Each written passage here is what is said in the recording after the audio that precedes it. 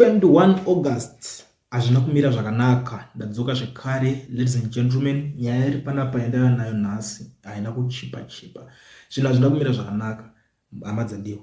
So tanga nekulike this video kuitira kuti vanhu vaya vaende paposition iyaiya. So nyaya iri panapa yakamira yakadai so. Ndiri kuona nyaya iri kubudiswa, iri kunetserwa ina Hope Weching'ono ari kubhasha vanhu zvisinganzwisisiki. So nhasi beto yavo vakabatana naAdvocate Fadzai Mahere, ndiyo vari kuita kakunetsana naye, ndiyo vari kuita kakusanzwisisana naye. Because nyaya iripo pari kunzi imimi guys tiri kukunetserai pakuti ndimi vanhu vane nhaka, saka pari kunzi chitipai nhaka iyo tipe mumwe munhu. Ndo nyaya iripo, nhaka iri kutaurwa inheritance mune zvematongerwo enyika. So ndiri kuzoona vaMahere ndo vatanga vari kutaura kuti to put this matter to bed, those who care about the data will note the following. MDC is run in 2018. One was MDC-T, the T being for Tsvangirai according to its leader. The other MDC alliance led by Nelson Chamisa. The person who was Nelson Chamisa's party candidate won. The MDC-T candidate came forth on their reasoning. Those who lost did not lose to a passport photo. They did not lose to Morgan Tsvangirai's institutional inheritance, whatever that means. Rather, candidates lost to Nelson Chamisa and his overwhelming popularity.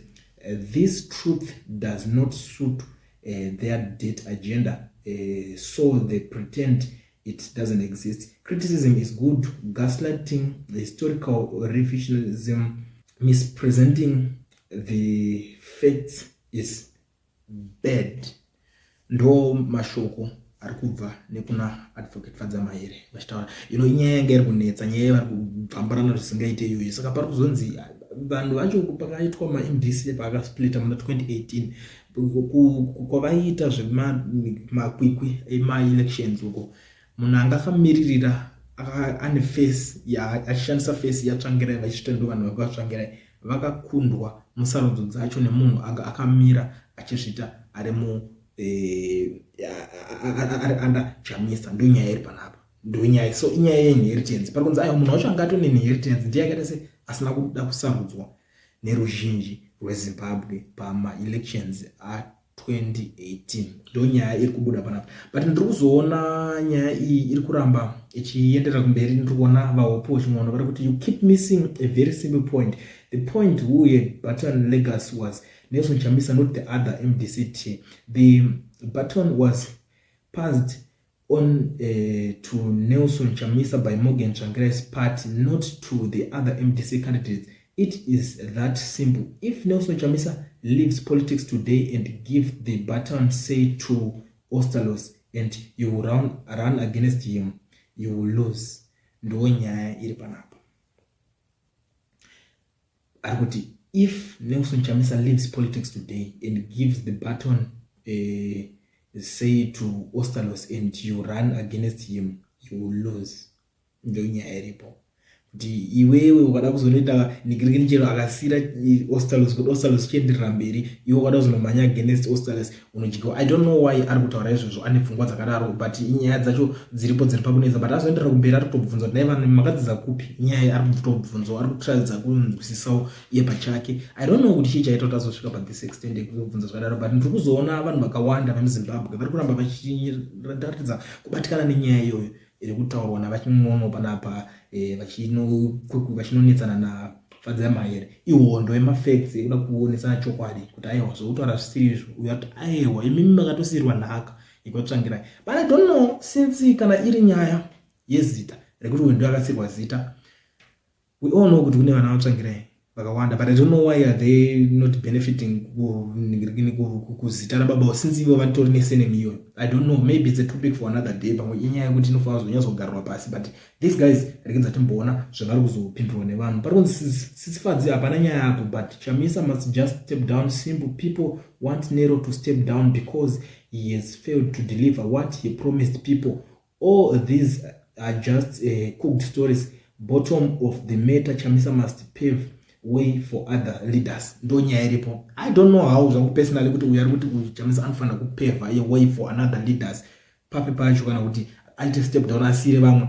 I don't know what kind of step down yavari kuda kunyatsonzwisisa, because he is someone wekuti iye akataura kuti hero ndima rovai basa robato ndakusiyirai, danga rese ndakusiyirai, vanhu vanditi munawo, ma-MPS ndimunawo, itai zvamuri kuita ikoko munobva asiya. But up to now vanhu vachingoroda kuti ateke naye kuti ngaite step down. I don't know kuti step down yavari kudai kuti atobva muZimbabwe kana kuti I mean what kind of step down yavari kuda kuti anyatsoita, but inasi kunyatsozinzwisisa. But gedza timboona mwari kuti it's said that they are trying to do a revisionism of history, that we also with our own eyes. Fadzi, you have shown them the facts and the figures as you always do. Well done. Okay, Maruti, we know who Morgan Tsvangirai endorsed, and despite his flaws, we stood with him. End of story. Jese Jana Dagi Jo Arato drama meze muri right or wrong when you right. You see, don't you Maruti, because the institution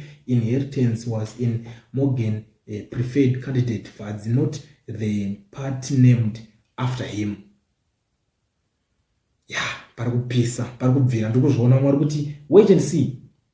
Are we now denying that Nelson Chamisa benefited in any ways by his proximity to Tsvangirai, not to take anything away from Nelson's own work, but it simply ignore Tsvangirai's contribution, no matter how small, is being dishonest? But problem iripo one, these people pavakatanga movement here, Tsvangirai Chamisa angatori youth leader. I still remember mashure go. It's just that anga chimdiki, but angari youth leader, national youth leader, no position ya ifamba ari. It was in 1999 ndipo pazvakaitika ipapo. Anga ari youth leader. I still remember. I did it. But back then mashuru, I think I was in grade 7 if I'm not mistaken. I was somewhere ndokona ndiri koko, but ndo pazvinhu zvakanyatsoitika. That's why ndiri kukurumidza kunyatsorikola zvinhu izvozvo very fast, just like this. Mwari kuti wait and see. So we are now denying that Nelson Chamisa benefited here. Naim Shamwari, I don't even know kana muri akabenefita. Mwari kuti because Tsvangirai endorsed Nelson Chamisa, it doesn't matter who else claimed Tsvangirai.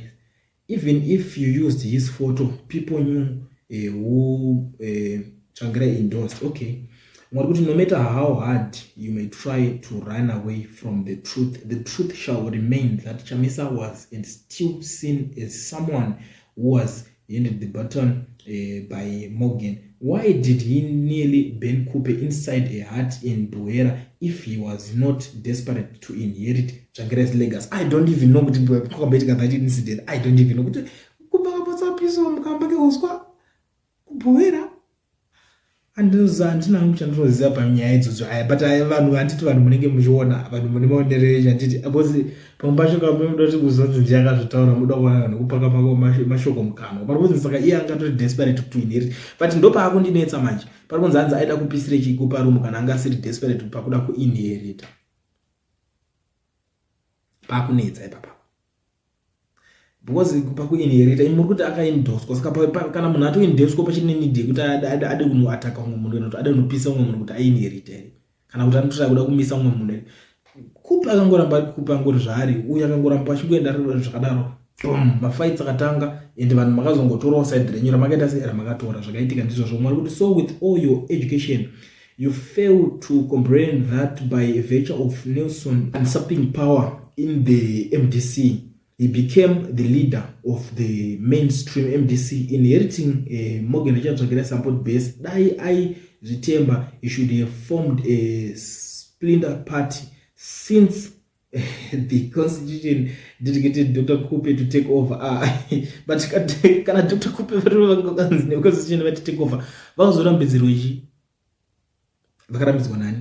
And because inini what I remember, Kupe akangoti right azvikunetsa inini ndati ndiri kusara neMDC panapo, uye akati fine, inini ndakuita zvechi MDC alliance, ndo kutosplita kwavakatoita vanhu ivavo, meaning kuti uyu pa alliance akatofoma a new party, ndo nyaya yakatoitika. Uyu ndo panikira, ndosaka mukuona vakazoona kuti but vanhu vakuda this alliance ndo vakatanga kunyorwa nyaya yealliance kumacourts. Uyu ndobva ngoti zvanetsa ndakutotanga new brand, new color, new everything, ndo kwazvakazoenda up to day, ndo kune imwe mafights mamwe ariko. Mwari kuti this was after chinhu chakanga chine mastructures chabvutwa naNelson Chamisa panhamo yaTsvangirai. Those are the structures he took over into MDC Alliance, the same structures that he created Triple C with, but Triple C kwakusina mastructures. I don't even know, but yeah, tukuonesana ndisikuti zvangu unopikisa nemunhu zvakutara, but Mwari kuti they know the truth, they are trying to silence Chamisa, it will not work. Aya Mwari kuti nyaya ingoti panodheye kuti Tsvangirai akapa chimuti chake kuna Nero, so iye Nero anofanira kunongedza wekupa chimuti. We were prepared to fight under Nero's banner, but it seems as if Nero chero takaita demo anogona kuramba akanyarara futi. Is he totally out of politics? Tirase dutariro. Pane nyaya apa. Anamboti ndakasiya politics. Akati ndakasiya mushika-shika asi kusvikaira ndichiri kusvikaira, meaning that akati handisi kuda zvokuitiswa zvinane basa zvokurana nechange captured. I think everyone knows that. Ndo zvakataura Mwari kuti muzikurudzira nawo chakakosha kuziva Nelson Chamisa ndiye member wedu, tomuda akadaro. Mwari kuti you can be better than advocate. This is very poor. Okay, Mwari kuti sometimes it's not worth arguing with people like Dede Hope. They blame everyone else for their own shortfalls. We need new leaders. Pakashata Mwari kuti you are coming back to the point that it's not about hard work but about aligning with the popular leader. All right. Mwari kuti what do they want Chamisa to do? Let me guess, endorse someone. Why should he doesn't have his own popularity? Vana Vincent na Richard variko one. Yeah, vana Vincent nani vanga mboriwa ne politics zero vana Tsvangirai. I don't know kuti vanatora vanhu vangatora vanhu vakaita sei. I don't. Vincent akatry kupinda but akazotanga kutoti nini ndakutofamba naMwanzura because iyewo akatry kunochengetedza chinhu chani chababa vake pamoyo as it is, but zviri zvefair dai zviri zvokuti ini kuinherita ndiye anofanira kunge atori president weNgirikini then Mwanzura ototanga kuti takana zvekutonzi I don't even know kuti Mwanzura otombotry kudzokera kuti unokambera kuti cancela, maybe that way zvinogona kushanda, not kuti papost kuti yani maybe vanhu vaikwanisa kuzoita sekuzonzwa utsidzi, but even vana vaTsvangirai vacho hakuna akambozombovatularidza chero dai vakada kutry pakatoshata. Nzoka makazoona uyu Richard akatotera kuti Triple C koko ndoko akatozoita MP. Mwari kuti now I do understand that even if Chamisa decided to work with Wopo, it will still be hard. Wopo is thinking capacity of Tendai Biti, that whatever they think is true and no one must question or correct them. I have been following Zimbabwe politics for a very long time. No problem iripo for sure. Wopo mnanga ushanda naye ukuthi bozi unoshanda naye ada ukuthi advisor wako arikuti ayo itoto zviziva zvinhu zvichamwari izvi unofana kudai so is very hard kuti uri leader ushanda nevanhu vekuti vanenge vachida kungokuudzira zvekuita ivo zvavanofunga mupfungwa dzavo, saka unozonzi uri leader papi. What I know and what I believe, kana watoshanda nemunhu muchigame chiya iye ngaauyewo nema-ideas ake oisa ma-ideas patable, but kwete kuti azoti ma-ideas ake ngaaitwe iwayo nekuti idea yake ikasazoitwa akutanga kutokuataka. It's not fair. Vanhu vakadaro vanodza kushanda nawo. Mwari kuti in 2005 Gibson Sibanda and Washington Ncube went away with the name MDC and most of the parliamentarians, but came 2008 Tsvangirai went on to beat RG Mugabe in the election. So zvekuti zita rakanga rasara nani hazvina kana nebasa rese, ndo imwe nyaya iri kubudisira. Mwari kuti most of the people don't like ZANU-PF, so whosoever is against ZANU-PF is a friend. All right, hanzi chero angobuda, but not everyone, because kune tuchingoti mapati tokawanda totori serious tokoti hatuna kana akambotofaka tobhadhara kana dollar chaicho, but vari kutrya zvichiramba kundone vamwe vanhu vakawanda kuti even ndosokuona even iko zvizvi it's very hard for people like Hope kuti atange kunoita yake party. This mudhara anonzi Ibo uya akatomboita yake party, zvakatozobuda kamusuno akatombovhura yake party.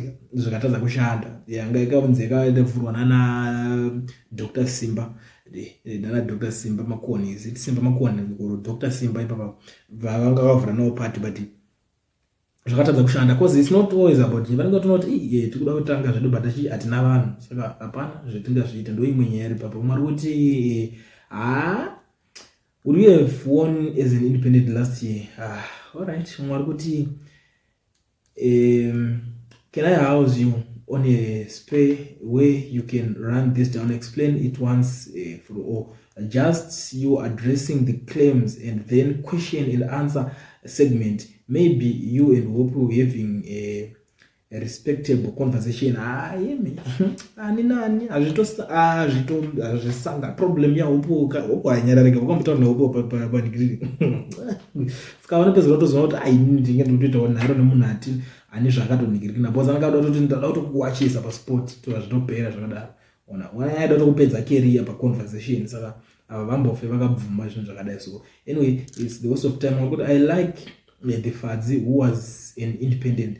It's said she lost during that election, but she was very eloquent and gave the Reserve Bank governor a good run. She would definitely not be supporting this cup issue, but it is what it is. Saka takuripota the way it is. Anyway, alright. Zvinhu zvakupepe uri independent candidate zvakaramba amana, it's not easy. Politics, like I always say, anyone anokwanisa kungonoenda ubva anoti watoregister wakuita zvinhu zvako, but uri wega that journey, it's not an easy journey, guys. That's all I can say. That's all I can say to you. It's not easy. It's not easy. You lost against a picture which carried a brand name from Tsvangira's empire. This affects, okay, that's when she was an independent candidate. Zvakaramba. Ezviriko and akutoadmit asi munhu wekuti ari kuramba zvinhu zvese zvakaitika. My sister, ndaimboti you are intelligent, but hey, angori zvawo mabhuku amakadya chete, otherwise makwikwi apa ndifunge ndaitomboti you are one of the smartest. Ndabvuma hangu zvimwe ngatingotarisei zvidarike. Aiwa hazvidi kupindura if muchiziva zvakadai. So zvinosiyana. Vafanana nekuti vanhu vese vamunoti nhinga akadzungaira nhinga akaita sei. Munhu kana ane something chaakabhelieve into anotofanira kungogara akadaro achitongoshanda in that way. Chero mukamuti adzungaira akadai so ari kuzoshandiswa anorwara, a lot of words dzamungatogadzira pamunhu azodai adai, but hapana zvazvinofa zvakachinja munhu because ndo zvaanenge atorere, ndo zvaanenge akatosarudza kutova. Saka hapana pekuti munhu mungamuti nekuti akaningirina, but doesn't mean kuti pamwe pacho anenge asiriza, but ndo zvakabhelieva anofanira kuzvisapota izvozvo. Mwari kuti Chamisa must release the button and let someone take over. No leadership iyoyo, not to keep voters guessing. Ngataure to voters kuti you are now free to choose someone else, not to let voters trying to smell what they think is cooking, the way we can endure our pain. Atotaura kuti tikudzifambira nyaya dzacho kureva kuti atori muresi nyaya iripo imi mungada kumanikidza munhu inheritance kakomana vakatomborova vakazvimba kare ava. Saka it's something chekuti vakatongoti chatowo chibasa chedu hatichakwanisa kusiya, ndo nyaya yatongopo chete. It's something kuti chatongo chibasa chedu hatikwanisa kusiya, but anyway dzingorowo nyaya dzekuti imimi vanhu munenge mune maonero amunoita zvinhu, saka hatikwanise kuita se kubuda tichikwanisa kunyanyisa kuitirana naro nemi, but chokwadi checho ndechekuti pari kupisa pana pari kubvira handikunyembera Mwari kuti. But I can say it's better having you, Fadzai, and chemistry, because you are fighting within while Wopu was telling Zimbabweans to leave Zimbabwe. If they can now have is busy attacking you who are right, dangerous men in Zimbabwe, while he is calling Zimbabweans to flee Zimbabwe. Sometimes these people, they are just, vangoita zvese kuti angonza ataura kuti angokipa mafollowers ekuti varambe vane something chavari kuona. Ndisoona kuti Hope vanombobuda kuti vanhu buda tiza muZimbabwe handai munoshanda outside. Next day azoona kuti idea yake yaakutaura yakwanisa kudairirwa nevanhu vashoma shoma, but vazhinji havana kukwanisa kuita se kudairira idea yake. Ndopanozodzwa kuti aiwa ngatidai so mwana wamana, ngatidai so, let's fight. Unoda kuzofighta naniwo vanhu vachivaenda. But anyway, it's a topic for another day. Nhasi ndo nyaya ndakakubatira mhuri yeZimbabwe. Kana uchangotanga wasvika panapa iri first time yakutanga nekulike this video uchindiudza kuti nyaya iri mudariro iyi uri kuiona sei, pari kupisa up, pari hot. Asi nhasi ndangoti regedza ndipfune nepanapa ndionesane nemi zvinhu zviri kuitika. You know I will never disappoint. Thank you so much.